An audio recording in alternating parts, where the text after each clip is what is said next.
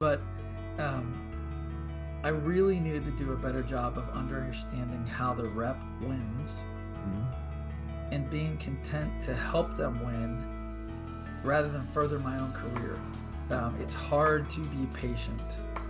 It's hard for them to keep telling me that I'm new and I don't know what I don't know and I need some more experience. And, we all want to be at that next position in 18 to 24 months. It's like, how can I? Oh, well, tell me what I need to learn. Tell me what I need to do. Tell me what I need to achieve. What are you looking for? Well, help me check the boxes. Help me check the boxes. You know what that sounds like to the rep? That your job, you've been hired to help me. Exactly. And I'm seeing that with some of the phone calls I'm taking. People who are just impatient, who want the list. Because in 24 months, they want to be sure that they did check the boxes. So I get that. But I think one of the opportunities that I missed, that I see a lot of the people I talk to that are missing, when they're navigating some of these problems, when there's issues, what I have seen is the associate rep tends to have a associate rep manager.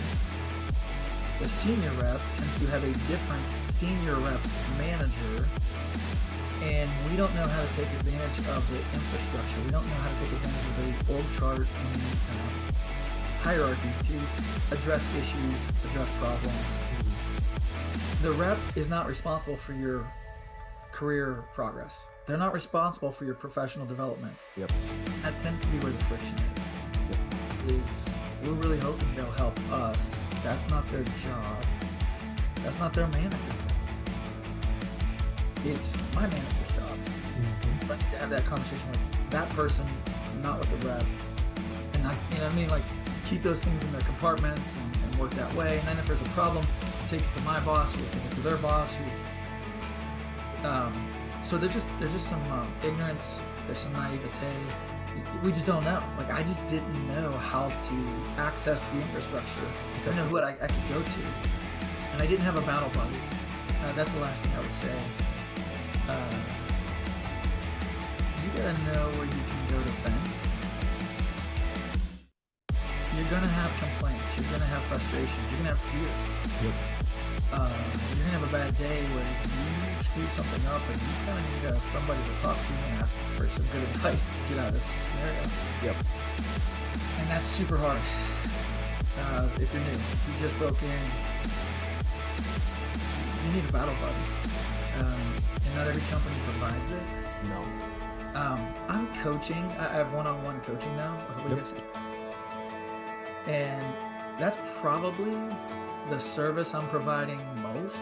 So we go through a curriculum, and they come in once a week, and we go through different things, and they learn a whole bunch of stuff.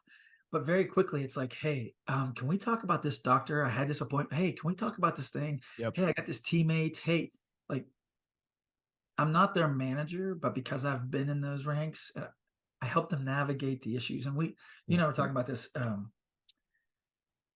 When it goes badly, you get your first gig, and you get there and you realize some of the things they told you isn't true. They're not the most ethical organization. Yep. Your management might have a moral lapse or a glaring, ugly, hairy, gnarly, like something is not good. I had a heartbreaking call. This was probably 6 weeks ago now. Female representative out in California, just joined on with a distributor. Some really inappropriate things were done in front of her that really made it clear these people don't have they're not good people. Yeah. Right. They're just not being professional. Yep. This isn't a good culture. Yep. If she stays, it's gonna be worse. Yeah, because they've done a few things in front of her, and she hasn't protested. She hasn't thrown a fit. She hasn't called them out on it. Yeah. She's new. Exactly. So what do I do? I can't believe this is happening. And she called me. This was a free call, but she called me, and she knew what the right answer was. She just kind of needed somebody else to say it out loud. Yep. She talked to her parents about it. It's her first job. Yeah. She's been super successful in sports, in college, coming out of school. She was had this loaded resume of accomplishments, and this was her first gig, and you don't want to quit your first gig. Yeah. You know, Not quickly either, because then it no, makes it look like you no. can't do it.